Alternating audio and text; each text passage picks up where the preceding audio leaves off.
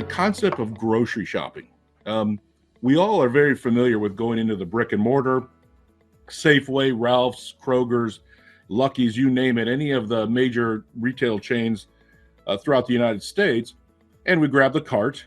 And what do we all do? We start on aisle one and start the process of going up and down, up and down, up and down, until either we fill the cart or we've kind of checked off everything on the list.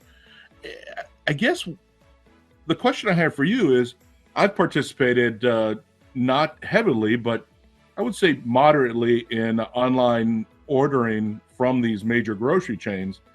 But ironically, I do the same thing I do inside the store. I have a list and I scroll down and I buy milk, bread, cheese, Where do you see AI impacting the I guess, traditional shopping methodology and also the online shopping methodology of grocery shopping as we see it today? Yeah, I think that's a great question.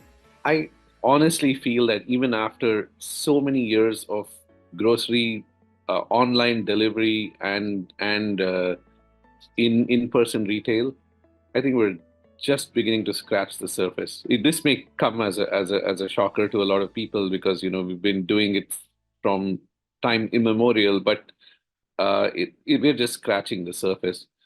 The first thing is, again, there's just so much change in the world. There's geopolitical changes that affect the cost of commodities, and that comes directly to each of us. I bought my my favorite Kellogg cereal, which is Honey Bunches of Oats. Some days it's $5.39, some days it's $4.29, some days it's $6.59, and that makes a difference to me because it's just one of the 30 or 40 things that I buy. And so that change, it all adds up. If everything's $1 more expensive, then I'm suddenly paying $30 more just for my weekly shopping. So there's just so much change. The geopolitics affects it. People's preferences affect it. The way you reach out to it, what your schedule of the week affects what you can do. Do you go to a Safeway or do you wait till the weekend, go to a farmer's market? So there's just so much choice. There's just so much dynamism in that space. So AI has historically worked in the inventory and supply chain optimization in this space. Just forecasting the demand and and the pricing. Now both of these have become very dynamic because, again, there's so much change.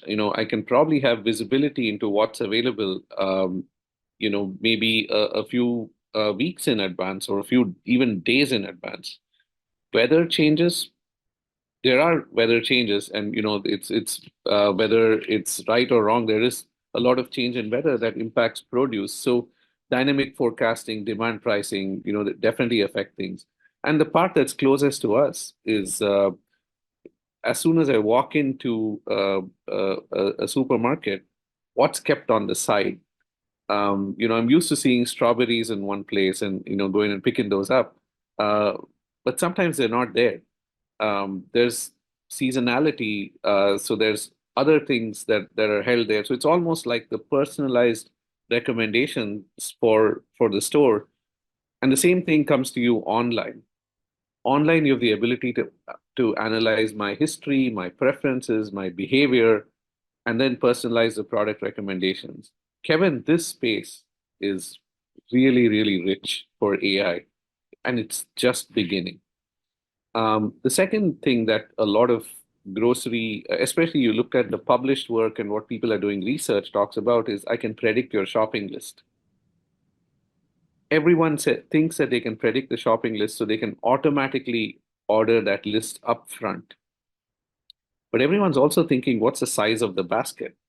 So if Kevin bought 5 things that I kind of put in his shopping basket every couple of weeks, can I add one more? Can I increase the size of that cereal box?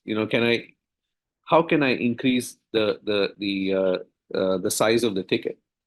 So AI is constantly trying to figure that out.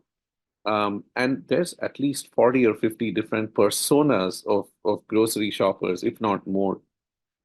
There's folks that want to try different things every time. There's folks that just want to try it and test it. I'm talking about cereal a lot, so you can see that's the first thing on my mind when I get up. There's folks that want their oatmeal first thing in the morning, and they only want the oatmeal. So there's just a whole range of people between them, based on their appetite for how much they want to spend, how much they want to be surprised. People are now even asking for recipes along with the products they're buying. The success of companies like Hungry Root is a great indication of that. So very rich space, very diverse. Um, the other area is it's a great space for chatbots and virtual AI assistants.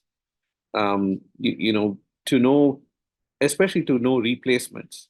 I'm not getting my favorite juice. I always buy a particular brand of orange juice. What's the closest to it? Can you suggest something? And the same thing happens when a human being is doing it on your behalf with an Instacart. So I see, chatbots, voice shopping, things like that, taking off. But one of the most hidden truths about this space is it's extremely visual. Can you imagine? I mean, do people think of grocery shopping as visual? Actually, normally they don't think about it. You think fashion apparel is visual. But I tell you, Kevin, grocery shopping is far more visual than almost any other category. Because when I'm buying something, even if it's an apple, I kind of look at it. If I'm buying, anything, grapes, the right from the quality of it, the eyes are able to discern a lot of that. Packaging is big with groceries. Whether it's I'm buying, a bottle of wine or buying, snacks, chips, what have you. The packaging is a very big part of it. So it's an extremely visual space, and this is something where there has been very little research, on the visual side of grocery shopping.